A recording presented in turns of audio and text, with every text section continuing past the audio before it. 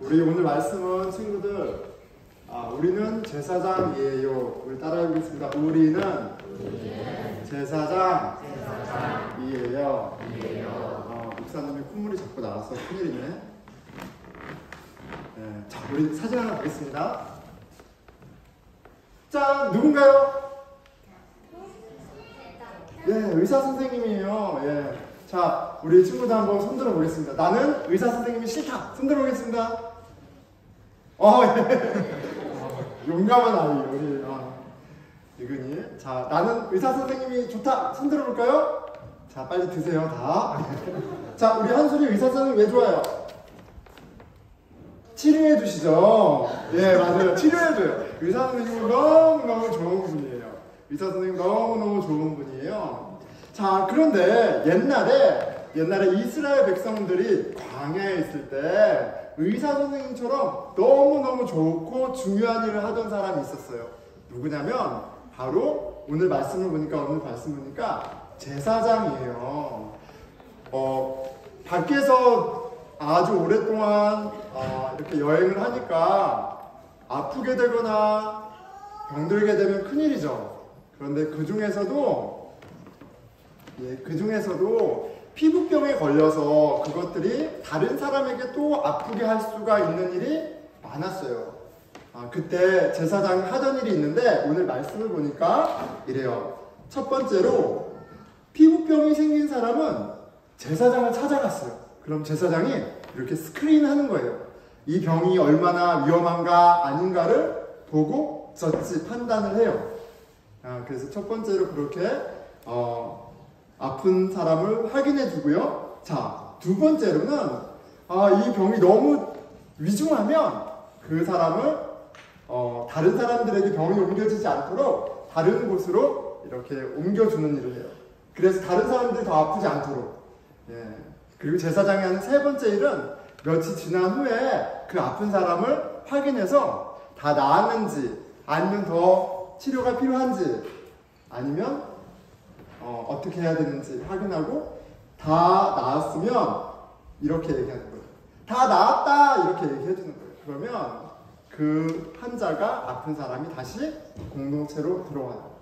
그래서 예전에 이스라엘 사람들이 광야에 있을 때 제사장은 그렇게 의사와 같은 일을 했어요. 아픈 사람도 지켜주고 또 다른 사람도 지켜주고 그렇게 되게 중요한 일을 했어요. 자, 그런데 오늘 말씀의 주제가 뭐예요? 우리는 뭐예요? 제사장이에요. 예, 제사장이에요. 예, 제사장이에요. 이제 원래는 예수님이 오셔가지고 우리를 치료해 주시잖아요. 마음이 아픈 사람, 막 괴로운 사람, 걱정이 많은 사람 마음에 오셔서 치료해 주시잖아요. 그런데 놀라운 건 뭐냐면 성경에서 우리가 예수님 안에서 제사장이 되었다는 거예요. 너무나 놀랍죠? 서프라이즈. 예, 영혼의 의사가 됐어요. 영혼의 의사가 됐습니다. 자, 우리 모두 제사장이에요. 영혼을 치료하는 제사장이 되었어요. 근데 그거 어떻게 알 수 있어요, 친구들? 어른들도 잘 모르는 것 같은데 어떻게 알 수 있어요? 첫째, 하나님의 말씀. 네, 그렇죠. 우리 다시 하겠습니다. 첫째, 둘째, 셋째, 네, 여러분, 하나님의 말씀과 하나님을 향한 기도와 또 하나님 안에 함께 하면서 하나님이 우리를 이렇게 멋진 의사로 제사장으로 부르셨고 그렇게 치료하게 하시는 날을 배워가는 거예요. 우리 애들들인 친구도 또 내려가서 나는 하나님의 제사장이에요 기억하면서 같이 공부하는 시간 갖겠습니다. 아멘. 예, 우리 친구들 위해서 같이 기도하겠습니다.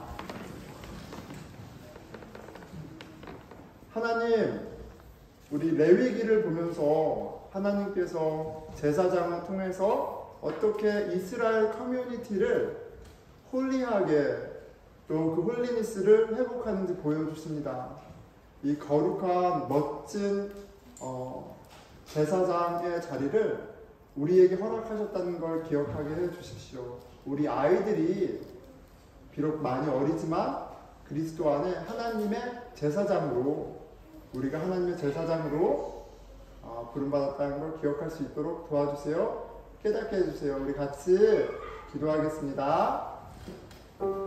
예, 하나님, 하나님의 자녀들, 하나님이 부르신 그 자리가 얼마나 놀랍고 아름답고 멋진 자리인지 배우기 원합니다. 우리 친구들 밑에 내려가서 문과 공부할 때 선생님을 통해서 잘 배울 수 있도록 도와주십시오. 예수 그리스도의 이름으로 축복합니다. 이 모든 말씀 우리 주 예수 그리스도 이름으로 기도드렸습니다. 아멘. 우리 같이 고백해 보겠습니다. 빈손으로 왔다 빈손으로 가는 나그네 인생. 빈손으로 왔다 빈손으로 가는 나그네 인생. 네, 왕같은 제사장 선지자 인생. 왕같은 제사장 선지자 인생. 아낌없이 주고 아낌없이 사랑하고 아낌없이 주고 아낌없이 사랑하고 주 예수와 함께 살자. 주 예수와 함께 살자. 네, 우리 다 함께 일어나셔서 주 안에서 서로 웰커밍하는 시간 갖겠습니다. 자, 오늘은 거룩할 진이라라는 주제로 말씀 전할 텐데, 우리 이렇게 엄중한 목소리로 옆 사람에게 한번 서로 모르시는 분들이지만 예의를 갖춰서 한번 얘기해 보겠습니다. 거룩할 진이라. 네, 거룩할 진이라 이렇게 해봤습니다. 자, 레위기 말씀을 우리가 지금 묵상하고 있는데 레위기가 좀 쉽지가 않죠. 너무 이제 동떨어져 있고 좀 이렇게 쉽지가 않습니다. 특히 지난주간에는 이제 음식에 관한 거였는데 좀 그것도 많이 좀 동떨어져 있어요, 우리랑. 이런 구절이 있었습니다. 목요일 말씀인데요. 자, 목요일 말씀이에요. 돼지는 굽이 갈라져 쪽발 이루되 새김질을 못함으로 너희에게 부정하니 너희는 이러한 고기를 먹지 말고 그 주검도 만지지 말라. 이것들은 너희에게 부정하니라. 이렇게 돼 있어요. 딱 집어서 무슨 고기 먹으면 안 돼요? 돼지고기. 어떻게 하면 좋아요, 여러분? 돼지고기 먹으면 안 된다고. 먹어야 됩니까? 말아야 됩니까? 예, 공교롭게도 그날이 목요일날 저희 집에 손님이 오기로 돼 있었어요. 그리고 저희가 미리 준비한 그 메인 요리의 그 메인 요리가 뭐였냐면 돼지 김치찌개하고 예, 돼지 불고기를 저희가 준비하고 있었어요. 근데 아침에 묵상하는데 바로 이 말씀이 뜨더라고요. 이렇게 제가 만든 건 아닌데 얼마나 돼지 김치찌개 맛있어요. 저 너무 좋아합니다. 자, 먹어도 됩니다. 말씀에 먹지 말라고 했지만 레위기에 너무나도 분명히 얘기했지만, 그리고 우리는 말씀을 듣고 순종해야 하지만 먹어도 돼요. 왜요? 율법, 말씀의 완성이신 예수님이 음식에 관해서 정리를 해주셨어요. 얘들아, 먹어도 돼. 이렇게 정리를 해주셨습니다. 그러니까 이제 뭐를 먹고 마시는 걸로 막 이렇게 너무 신앙을 저울질하거나 이렇게 강요하거나 이러면 조금 이제 퀘스천 할 수 있고요. 그리고 예수님이 하신 말씀을 이렇게 다시 기억하면 좋을 것 같아요. 마가복음 7장 19절이에요. 이는 마음으로 들어가지 아니하고 배로 들어가, 음식 얘기예요. 뒤로 나감이라. 이러므로 모든 음식물을 깨끗하다 하시니라. 야, 뭐를 먹고 마시고 이런 거 오케이, 먹어도 돼, 먹어도 돼. 그 먹는 것이 너를 더럽게 하는 게 아니야. 이렇게 얘기를 하세요. 그럼 뭐가 더러운 건지 그 말씀을 보면서 우리가 같이 보겠습니다. 자, 그런데 무엇을 먹느냐, 무엇을 마시느냐, 여전히 중요하죠. 중요합니다. 먹는 거 되게 중요하잖아요. 그런 말 들어보셨나요? 당신이 먹는 것이 당신이다. 예, 영어를 한국말로 하니까 좀 그러네요. You are what you eat. 이런 말이 있어요. 뭐를 먹는지. 갑자기 어학원에 온 기분이가. You are what you eat. 당신이 먹는 것이 당신이다. 이렇게 얘기를 합니다. 그만큼 먹는 게 중요하고. 여러분 어제 저녁에 뭐 드셨나요? 예, 저는 어제 혼자 피자를 먹었어요. 근데 아침에 어떤 일이 벌어지죠? 예, 팅팅 부어 있더라고요. 예, 먹는 게 바로 몸으로 나타나잖아요. 그래서 아침에 얻는 디톡스를 위해서 사과를 하나 이렇게 깎아서 또 먹고, 또 따뜻한 물도 마시고, 그리고 저희 집에 녹차가루가 있어요. 녹차가루 풀어서 딱 이렇게 이제 해서 놓는데 저희 큰애가 아빠 이거 뭐냐고 그래서 녹차야. 마차네? 아빠 이거 맛있어? 물어보더라고요. 맛있어서 먹는 게 아니다. 예, 잘 먹어야 또 디톡스 해야 되잖아요. 그래서 이제 그렇게 해서 먹습니다. 우리가 일상에서 겪는 건 먹는 게 굉장히 중요하고요.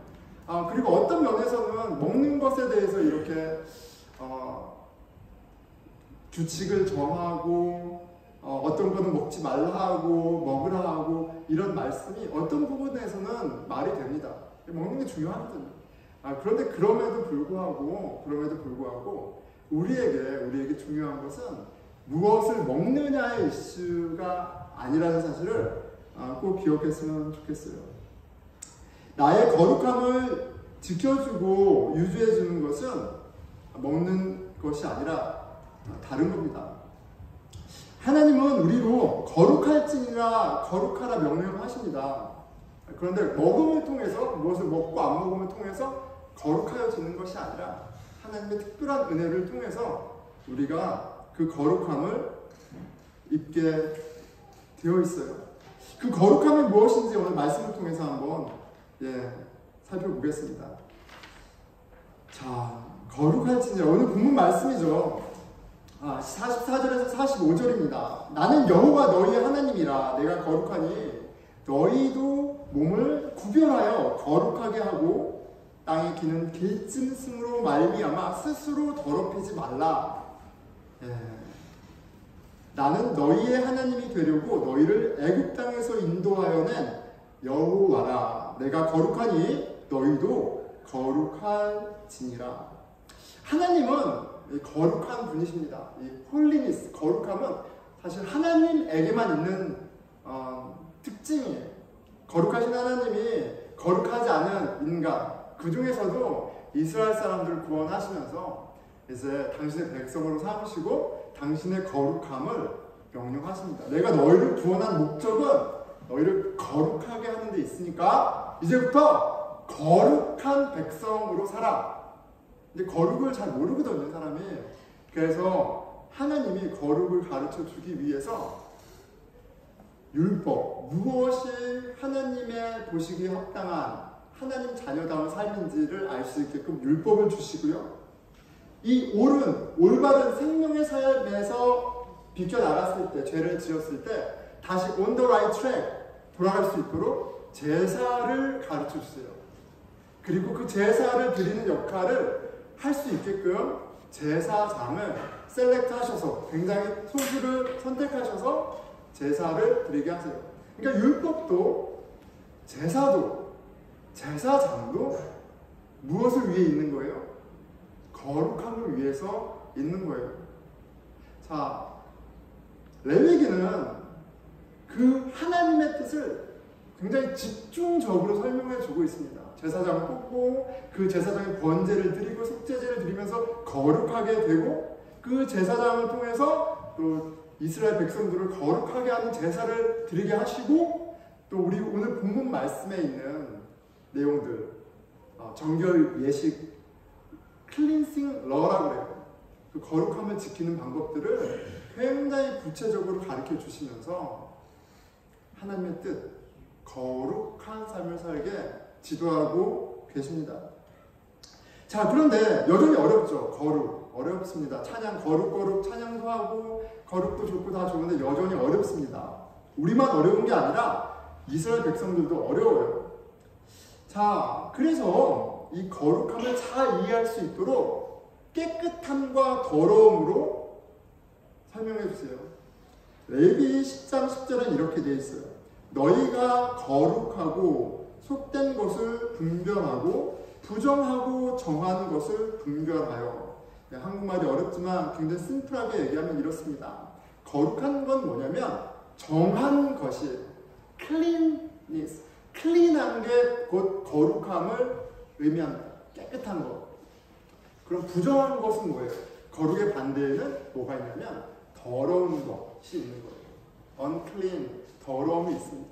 그래서 성경에서 더럽다라고 얘기하는 건 청결하지 않다라는 의미라기보다는 거룩함에서 벗어나 있다 하나님과 멀어져 있다. 그래서 귀신을 이야기할 때 더러운 귀신이라고 해요. 모양이 더러워서를 의미하는 게 아니라 거룩함과 반대편에 있기 때문에 그렇게 얘기하는 거예요.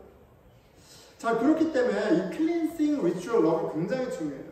왜요? 이것이 그냥 청결을 유지하는 수준이 아니라 하나님 백성으로서의 정체성을 유지하는 것이기 때문에 그래요. 그 정체성을 유지하는 것 자체의 의미보다는 거룩함은 뭐라고요? 하나님이 우리를 향해 갖고 계신 하나님의 뜻이에요. 왜 구원했어요? 거룩한 백성 삼으시려고. 그런데 이것은 당신이 당신의 독생자 아들을 보내신 목적과도 같아요. 왜 하나님의 아들이 오셔서 우리의 죄를 대신해 죽으셔야 했어요? 우리를 구원하기 위해서. 다르게 얘기하면 거룩하게 하기 위해서요. 자, 거룩할지니라 이 명령은 많은 명령 중에 하나가 아니에요. 우리에게 요구하시는, 하나님이 원하시는 뜻이고요, 계획이고요, 요청입니다. 자, 오늘 말씀은 정결법에 관한 챕터 11 to 챕터 15까지 있는 정결 예법에 관한 첫 번째 부분입니다. 음식법이에요. 어떤 동물이 clean food, unclean food로 나뉘어져 있어요. 예, 깨끗한 거는 먹어도 되지만 unclean한 거는 먹으면 안 돼요. 왜요? 먹으면 배탈 나서 그런 것이 아니라 의미적으로 더러운 곳, 거룩함을 훼손하기 때문에 그래요. 자, 이어져서 보면 12장에 보면 좀 이렇게 좀 고개를 갸우뚱하게 하는 말씀이 있죠. 여인이 아이를 낳았을 때 unclean하다, 부정하다 이렇게 얘기해요. 아니, 그렇게 수고하고 귀한 생명을 낳았는데 하나님 어떻게 부정하다고 얘기하실 수 있어? 라고 생각할 수 있어요. 그런데 그것은 쏟아진 피는 이제 죽음을 의미하기 때문에 그래요.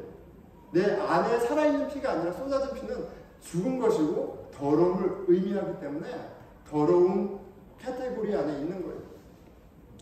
자, 13장과 14장은 오늘 아이들 말씀에 있었던 피부병에 관한 것이 있어요. 피부병, 악성 종기, 이것도 다 더러움 안에 되어 있어요. 아, 심각한 병이구나. 어떡하지? 이런 차원만이 아니라 이 피부병은 곧 더러움을 의미하고 그리고 부정함을 의미합니다. 거룩함에서 벗어나 있는 거예요. 그리고 마지막에 15장에 유출병이라는 것을 이야기해요. 유출병은 몸에서 계속 피가 멈추지 않는 거예요. 하혈이 멈추지 않는 거예요. 이것 또한 몸에서 이제 피가 쏟아져 나온다는 것은 죽음을 의미하기 때문에 그래요. 그래서 유출병은 그냥 이거는 굉장히 심각한 병이다의 차원이 아니라 근데 계속 설명드리죠. 더러움과 결부되어 있고 거룩함에 반대되는 개념이기 때문에 유대인들에게는 그냥 어떤 병의 차원이 아니에요. 그들의 정체성의 이슈이고 부르심의 이슈예요. 굉장히 큰 신앙적인 영적인 이슈가 됩니다. 자, 하나님은 거룩함으로 우리를 부르셨고 그리고 그 거룩함을 가운데 살기를 원하시기 때문에 이 레위기를 통해서 이렇게 디테일하게 얘기를 하고 계세요. 하나님은 당신의 백성에게 너무나 분명하게 거룩함을 명령하고 원하고 계십니다. 자, 예수님이 오시기 전에 그렇기 때문에 유대인들에게 이 거룩함을 지키는 것은 이 하나님의 뜻을 지키는 것은 그렇기 때문에 더러운 것과 깨끗한 것을 구별해내고 최대한 더러운 것 가까이 가지 않고 더러운 것으로부터 멀어지는 거예요. 먹지 않는 차원만이 아니라 더러운 것으로부터 멀어지는 거예요. 그래서 이 레위기를 익스텐드해서 어떻게 해석했냐면 손 씻는 게 그렇게 중요한 거예요. 위생의 차원만이 아니라 이 손을 깨끗이 씻는다는 것은 그들의 정체성과 하나님 뜻과 거룩함에 결부되어 있는 거예요. 이게 손 씻는 게 너무너무 중요했어요. 발 씻는 게 너무너무 중요했어요. 자, 그런데 이런 맥락에서 우리 복음서에 보면 그 예수님의 제자들이 손을 씻지 않고 음식을 먹어요. 혼날 일이죠. 애들 손 씻고 집에 오자마자 뭐 시켜요? 손 씻어 하잖아요. 뭐 그런 차원이 아니라 손을 씻지 않고 먹는 것 때문에 유대 지도자 바리새인들과 율법학자들이 화가 나요. 그 화가 난 이유는 율법을 어겼기 때문으로 해석했기 때문에 그래요. 거룩함을 케어하지 않았기 때문에 이제 화가 나는 거예요. 하나님의 사람이라는 예수를 따르는 사람들이 손을 씻지 않는다? 그리고 손을 씻지 않는데 예수가 그것을 그냥 방관한다? 있을 수 없는 일이에요. 자, 그런데 그 사건 가운데 예수님이 정리를 해주세요. 오히려 바리새인들의 무지를 책망하시면서 정말 더러운 것이, 정말 거룩함을 훼손하는 것이 무엇인지에 대해서 이야기하십니다. 여러분 잘 들어보세요. 7장, 마가복음 7장 20절에서 23절입니다. 또 이르시되 사람에게서 나오는 그것이 사람을 더럽게 하느니라. 속에서 곧 사람의 마음에서 나오는 것은 악한 생각, 곧 음란과 도둑질과 살인과 간음과 탐욕과 악독과 속임과 음탕과 질투와 비방과 교만과 우매함이니 이 모든 악한 것이 다 속에서 나와서 사람을 더럽게 하느니라. 더러운 음식을 먹는다고, 손을 씻지 않고 먹는다고, 청소가 되어 있지 않은 집에 있다고, 목욕을 한 달 동안 하지 않는다고 해서 그 사람의 거룩함이 훼손되는 것이 아니라 사람의 악한 마음이 나와서 그것이 사람을 더럽게 한다, 이렇게 얘기했습니다. 여러분, 악한 마음 하니까 나하고 전혀 상관없는 것 같으세요? 뭐 단어가 세잖아요. 살인, 도둑질, 탐욕, 악독. 너무 단어가 세죠. 그런데 악한 마음은, 성경에서 말하는 악한 마음은, 더러운 마음은 굉장히 심플합니다. 하나님이 없는 마음이에요. 하나님을 사랑하지 않는 마음은 다 악한 마음이고 다 더러운 마음이에요. 로마서 3장 9절에서 18절은 그러한 악한 마음, 더러운 마음에 대해서 이렇게 설명합니다. 유대인이나 헬라인이나, 자, 유대인은 이스라엘 백성들이죠. 모세로부터, 아니 아브라함으로부터 하나님께 부르심과 약속을 받고 율법과 제사와 제사장을 선물로 받고 거룩한 백성이라 자부하던 그 유대인들이나 야훼 하나님을 모르던 교회에 이제 처음 발을 내딛는 그런 사람들이나 두 그룹을 다 대표하는 거예요. 그러니까 하나님을 알든 모르던, 몇 대째 예수를 믿던 믿지 않던, 성경을 알던 모르던, 예배를 얼마나 열심히 드리던 드리지 않았던 유대인이나 헬라인이나 다 죄 아래에 있다고 우리가 이미 선언하였느니라. 죄는 하나님을 사랑하지 않는 게 죄입니다. 그러니까 무엇을 선언하고 있는 거예요? 헬라인이나 유대인이나 그 마음 가운데 하나님이 없다라고 선언하고 있는 거예요. 기록된 바 의인은 없나니 하나도 없음에. 의인은 누가 의인이에요? 그 마음 가운데 하나님이 있는 사람이 의인이에요.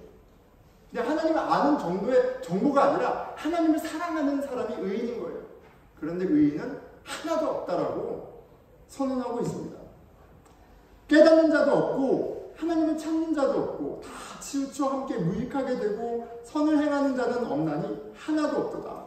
그들이 목구멍은 열린 무덤이요 그 혀로는 속임을 일삼으며 그 입술에는 독사의 독이 있고 그 입에는 저주와 악독이 가득하고 그 발은 피 흘리는 데 빠른지라 파멸과 고생이 그 길에 있어 평강의 길을 알지 못하였고 그들의 눈앞에 하나님을 두려워함이 없느니라 함과 같으니라. 하나님을 의식하고 살지 않아요. 그 마음 가운데 하나님이 없기 때문에 하나님을 의식하고 살지 않아요. 그 악한 마음, 죄 가운데 있는 마음의 첫 번째 특징이 뭐냐면 목구멍은 열린 무덤이라고 이야기해요. 열린 무덤이다. 무덤 안에는 뭐가 있나요? 시체가 있죠. 죽고 썩어가는 시체가 있어요. 레위기에 보면 시체는 어떤 캐리고리에 들어가요? 더러운 부정한 것에 속해요. 그래서 제사장은 시체를 만지면 돼야 안 돼요? 만지면 안 돼요. 악한 마음, 하나님이 없는 마음은 이미 썩었고 이미 더러워질 대로 더러워져 있고 거룩함하고는 전혀 상관이 없는 마음이에요. 성경은 우리는 존재 자체가, 숨 쉬는 것 자체가 더럽다라고 선언합니다. 하나님이 없는 마음에는 하나님의 거룩함이 있을 수 없는 게 당연합니다. 무엇을 먹고 무엇을 잊느냐의 문제가 아니라 우리 마음의 문제예요. 음식을 가려먹고 하루에 목욕을 수없이 하고 예쁜 말을 하고 깨끗한 옷을 입어도 사람은 본질적으로 거룩해질 수가 없습니다. 마음의 문제이고요. 또 무엇보다도 거룩함은 누구에게만 있는 거예요? 하나님에게만 있기 때문에 하나님이 그 마음 가운데 없다면 우리는 거룩한 것이 있을 수가 없는 거예요. 모든 사람은 근본적으로 더럽습니다. 그 누구도 이 더러운 문제를 해결할 수가 없어요.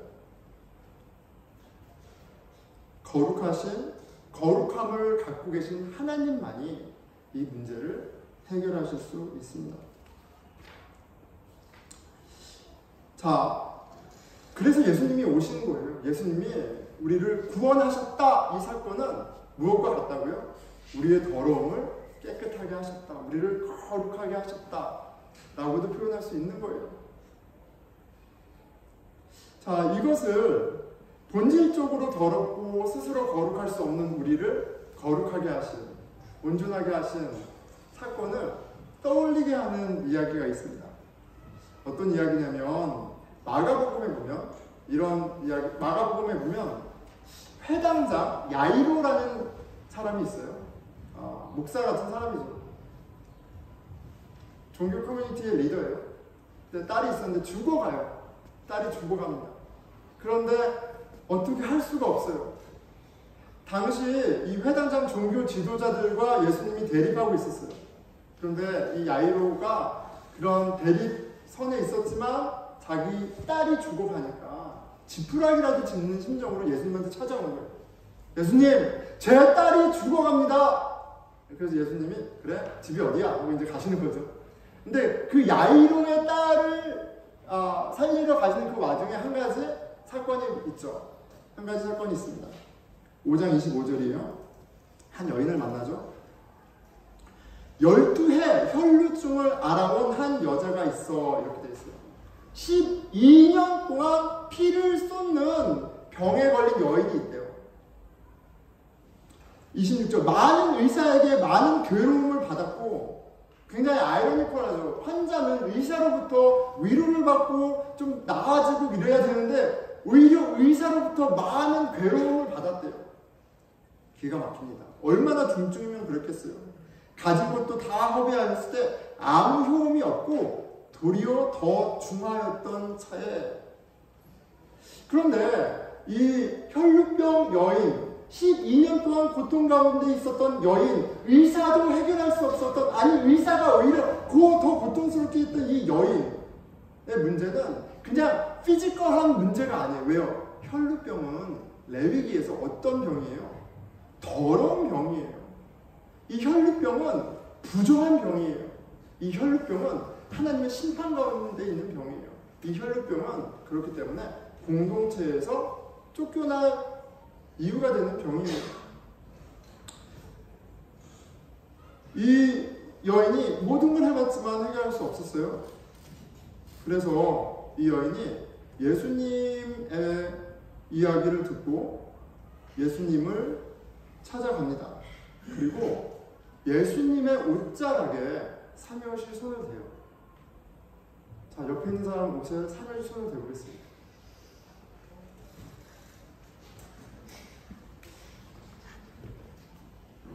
여러분 혹시 느끼셨는지 모르겠는데 내 옷에 손을 잡는 사람이 어떤 사람이냐에 따라서 기분이 완전히 다르죠.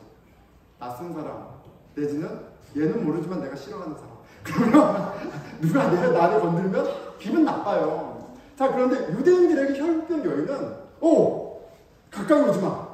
너가 가까이 오면 내가 어떻게 돼? 나의 거룩함을 뺏은 거야. 그러니까 여인은 부끄러워서 옷자락을 잡은 게 아니에요. 그녀가 스스로 알기를 더럽기 때문에 나서서 나는 혈루병 여인인데 고쳐줄 사람이 없으니까 고쳐주세요 라고 말할 수 없을 정도로 더럽기 때문에 살며시 옷자락을 잡은 거예요. 그런데 뭐라고 그랬어요? 더러운 거에 닿으면 어떻게 돼요? 원래 더러워져요. 그런데 어떻게 됐어요? 예수님의 옷자락을 잡자 거룩하신 하나님의 그 거룩함이, 그 생명이 이 여인을 치유해요. 구원했죠. 거룩하게 한 거예요. 와, 이 놀라운 사건을 뒤로 하고 예수님이 이제 야이로의 집에 갔어요. 근데 그 딸이 어떻게 됐어요? 어떻게 됐어요? 예, 저희 아이가 이렇게 됐다는데, 안타깝게 죽었어요. 안타깝게 죽었어요. 자, 죽은 시체는 레위기를 따르면 정한 거예요? 부정한 거예요? 제사장은 시체를 건들 수 있어요? 없어요? 건들면 안 돼요. 그런데 기가 막힌 묘사, 디스크립션이 있습니다. 예수님이 아이의 손을 잡으세요. 죽은 아이의 손을 잡으세요. 그 아이의 손으로 잡고 이르시되 달리 다공하시니 번역하되 곧 내가 내게 말하노니 소녀야 일어나라 하시니라. 여러분, 시체는 더러워요. 그럼 더러운 유대인의 신앙관이나 거룩함의 기준으로는 시체는 제사장은 건들면 안 돼요. 그런데 예수님이 그 시체, 죽은 배지장같이 하얀 하지만 썩어가고 있는 손을 잡았어요. 그때 어떤 일이 있었어요? 예수님이 더러워지셨나요? 아니죠. 예수님의 거룩하심이, 그 생명이 트랜지셔닝 한 거예요. 그 아이에게 들어가서 그 아이를 거룩하게 하셨어요. 구원하셨어요. 살리셨어요. 자, 그런데 이 혈루병 여인과 이 아이의 이야기는 두 가지 다른 내용이 아니에요. 이 구조도 되게 특이하지만 이 두 가지는 한 가지를 보여주는 실은 강조된 그림이에요. 이 여인과, 혈루병 여인과 이 아이를, 그러니까 같은 것을 보여주는 그림이라는 것을 알려주는 사인이 있습니다. 42절이에요. 소녀가 곧 일어나서 걸으니 나이가 12살이라. 사람들이 곧 크게 놀라고 12살이어서 놀란 게 아니죠. 예. 그런데 굳이 이 아이가 12살이라는 것을 기록하고 있어요. 그런데 그 혈루병 앓은 여인을 굳이 몇 년 동안 앓았다고 기록하고 있어요? 12에 12회 혈루병 앓은 12라는 숫자가 이 대상이 같은 대상이라는 것을 연결해줘요. 자, 그런데 12는 성경에서 무엇을 의미합니까? 12지파를 의미하고요. 하나님의 백성을 의미하는 거예요. 하나님의 백성이에요. 은혜를 입었어요. 거룩함으로 부름을 받았어요. 그런데 본질적으로 혈루병을 앓고 있어요. 그 더러운 병 가운데 있는 거예요. 의사를 찾아갔어요. 유대인들에게 제사장은 의사와 마찬가지예요. 그런데 그 의사가 진단만 하고 더럽다라고만 얘기하지 치료하지를 못해요. 고통만 더해져 가는 거예요. 여러분, 죽은 아이의 부모가 누구예요? 회당장. 회당의 리더예요. 거룩함을 가르치고 거룩함을 살게 하고 회복해주는 그런 리더십이지만 그 종교 지도자가 아이의 거룩함을 해결하지 못해요. 구원을 해결하지 못해요. 본질적으로 헬라인이나 유대인이나 거룩에 관한, 구원에 관한 답이 없는 거예요. 우리는 다 썩어져 가는 인생이에요. 여러분, 제가 요새 약간 눈이 침침해서 굉장히 애쓰고 있습니다. 약도 먹고 마사지도 하고. 그런데 이거를 멈출 수 있나요? 예, 저희 이런 아침 새벽 장로님이 받아들이라고 하시더라고요. 노하는 방향을 받아들이라고 하시더라고요. 우리는 썩어져 가는 인생이에요. 죽음 앞에 장사 없습니다. 우리에게는 영원한 생명이 없어요. 한 명도 예외가 없습니다. 영원한 생명은 오직 하나님에게만 있는 거예요. 거룩함은, 생명은 하나님에게만 있는 것이고, 너무나 놀라운 것은 그 하나님이신 예수님이 우리에게 영원한 생명을 주시기 위해, 우리의 더러움을 깨끗하게 하기 위해, 온전하게 하기 위해 오셨고 그 일을 하셨다라는 거예요. 거룩할지니라 예수 그리스도 안에서 우리로 모두 거룩하게 하셨습니다. 그 은혜 가운데 우리가 있는 거예요. 자, 예수 그리스도 안에서 거룩하여졌고요. 그리고 이것은 하나님의 예수 그리스도의 십자가, 그 십자가에서 흘리신 피로 확증이 됐습니다. 그 값을 치르셨어요. 영원한 생명이신 하나님이 죽으셨어요. 왜요? 우리를 영원히 살게 하시려고. 이해할 수 없는 일이에요. 놀라운 일이에요. 그런데 그것은 또한 무엇을 확증하냐면 하나님의 사랑을 확증해요. 하나님이 거룩하신 하나님이 놀라운 사랑의 하나님이시구나. 베드로는 이렇게 얘기하죠. 사랑은 허다한 죄를 덮느니라. 사랑하셔서 우리를 구원하신 그 하나님을 보고 고백하는 것인데, 오늘 말씀의 맥락으로 보면 사랑은 더러움을 깨끗해 하는 능력이 있어요. 예수님이 왜 우리를 위해 죽으셨어요? 우리를 왜 그렇게 거룩하게 하려고 그렇게 하나님을 애쓰세요? 사랑하시니까. 그러니까 궁극적으로는 사랑이 우리의 더러움을, 하나님의 사랑은 우리의 더러움을 깨끗하게 하시는 거예요. 그리고 그 하나님의 사랑은 복음서에 너무 잘 나타나 있지만, 우리 올해 초에 요한복음으로 시작했죠? 요한복음으로 또 갈 겁니다. 그런데 그 요한복음에 제자들의 발을 씻어주는 모습에 예수님의 사랑, 하나님의 사랑이 어떠한지 너무나도 생생하게 드러나 있어요. 발은 더러워요. 하나님이 되게 높으신 분인데 이렇게 수고하시는 차원이 아니라 더러움은 무엇과 결부되어 있고 거룩함의 반대편에 있다는 걸 항상 생각해야 돼요. 근데 그 더러운 것을 유대인들도 닦지 않는 다른 사람의 발을 하나님이 닦아주세요. 깨끗하게 하십니다. 그런데 그 가운데 누구도 있어요? 예수님을 배신하는 가룟 유다도 있어요. 그런데 13장에 예수님의 사랑은 뭐라고 얘기하세요? 사랑하시되 끝까지 사랑하신다. 사랑하시되 가룟 유다까지 사랑하신다. 사랑하시되 자기를 3번 부인하는 베드로까지 사랑하시다. 그 사랑으로 우리를 깨끗하게 하심이 드러나 있습니다. 궁극적으로는 하나님의 사랑이 우리의 죄를 정케 하시는 거예요. 그렇게 주님은 대사장 노릇을 하셨습니다. 이런 사랑을 경험한, 사랑으로 우리를 거룩하게 하신 그 예수님을 경험한 베드로가 그래서 이렇게 얘기하는 겁니다. 여러분, 신앙생활, 하나님을 기쁘게 하는 것, 하나님의 뜻을 이루며 사는 것, 4장 8절이에요. 무엇보다도 뜨겁게 사랑할지니 사랑은 허다한 죄를 덮느니라.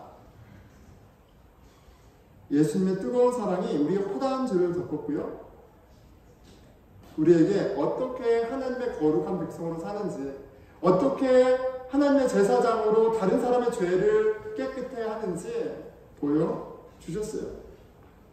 그냥 말로만 내 이웃을 내 몸처럼 사랑해, 그게 사는 거야. 구원받은 자의 합당한 모습이기도 하지만 하나님이 우리를 구원하신 방법, 우리를 거룩하게 하신 방법을 명령하신 것이기도 해요. 나의 더러움을 예수의 사랑으로 덮고 상대의 더러움을 예수의 피로 덮습니다. 예수님은 그 일을 하셨어요. 그렇죠? 말씀을 맺겠습니다. 말씀을 맺을게요. 너희는 거룩할지니라. 주 안에서 거룩하여졌고, 그렇게 나만 거룩하여지는 것이 끝난 게 아니라 우리로 세상을 거룩하게 하시는 하나님의 뜻이 예수님을 통해 드러났습니다.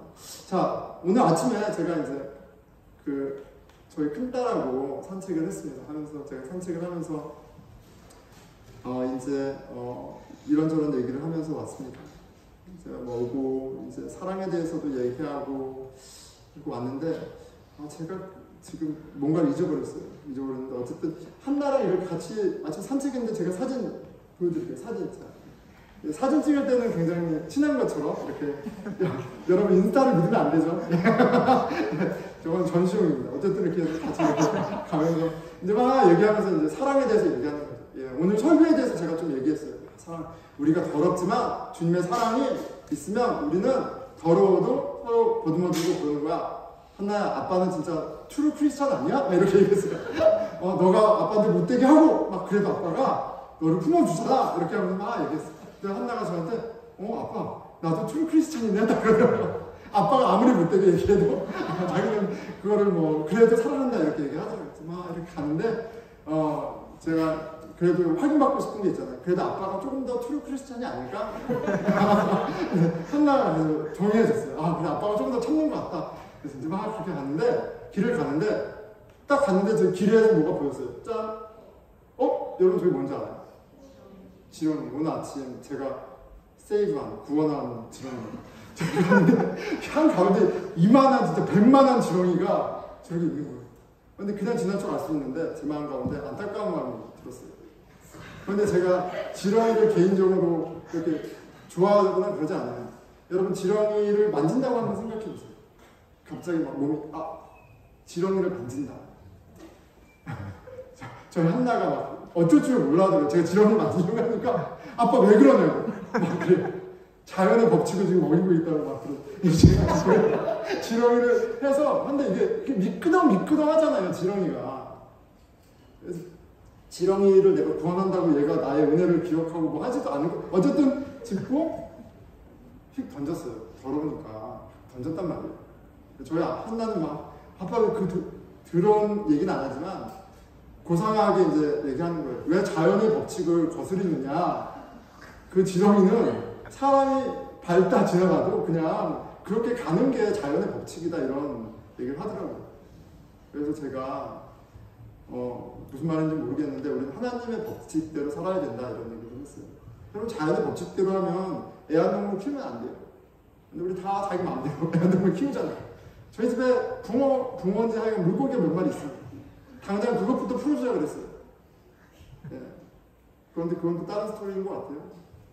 근데 제가 하나님은 우리를 거룩하게 하셔서 우리에게 이만한 많은 사랑을 주셔서 궁극적으로는 그 사랑으로 다른 사람을 살리고 나하고 너무 다른 내가 보기에 견딜 수 없는 그 사랑, 내가 보기에 정말 지렁이 같은 그 인생을. 근데 실은 복음의 조명 가운데 누가 지렁이냐면 내가 지렁이였거든요. 내가 지렁이였잖아. 내가 진짜 혐오스럽고 역겨운 존재였단 말이야. 성령이 그걸 적나라하게 얘기해 주셨어. 근데 그런 지렁이 같은 나를 집어서 품어서 던진 게 아니라 사람으로 만들어주셨어. 근데 그것이 나에게 은혜하실 때 나를 온전하게 한 은혜만이 있는 게 아니라 실은 우리로 사람을 살리고 사람을 온전케 하는 그냥 도덕적인 그런 차원의 것이 아니라 그런 사람을 살게 하십니다. 거룩할지니라. 주님, 나 그렇게 못 살아요. 내가 뭐 나에게 선한 게 어디 있습니까? 라는 고백이 너무나 자연스러워요. 나도 내가 역겨워요. 나도 내가 지렁이 같아요. 어떻게 보면 그게 정답이에요. 그런데 주님은 개의치 않으세요. 너는 내 사랑하는 딸이야. 너는 내 사랑하는 아들이야. 복음 가운데 그 십자가 보혈 가운데 너무나 선명하게 드러나고요. 그 사랑은 우리를 거룩하게 하고 나만이 아니라 다른 영혼도 사랑하게 하십니다. 거룩하게 하십니다. 그런 하나님의 자녀, 제사장이 되게 하셨어요. 그런 공동체, 그런 거룩함을 경험하고 그 거룩함을 누리는 신앙생활. 여러분, 그 하나님의 나라를 같이 바라보고 누리는 얼마나 좋습니까? 저와 여러분 되게 축원한다고 기도하겠습니다.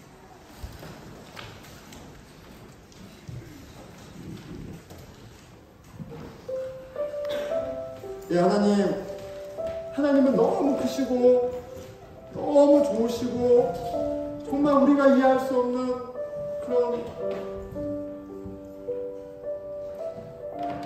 거룩한 분이십니다.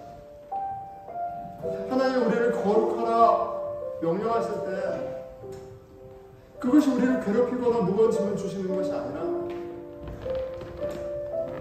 우리를 자유하게 하시고 우리를 풍성하게 하시고 우리만이 아니라 신음하는 이 세상 다른 영혼도 살리게 하는 그런 놀라운 자녀됨을 그 자리를 부르셨다는 사실을 깨닫기 원합니다.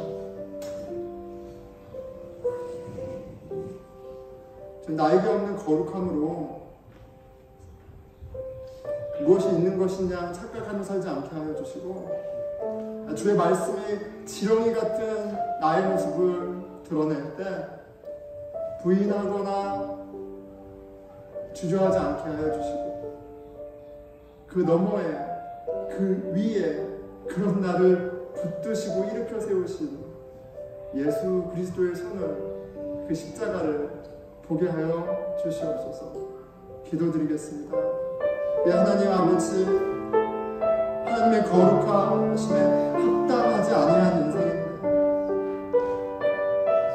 주께서 부르셨을 뿐 아니라 우리를 거룩하게 하신 그 은혜를, 그 사랑을, 그 십자가를, 그 보혈을 보내라. 감사합니다. 우리를 거룩하게 하신 주님으로 말미암아 감사합니다.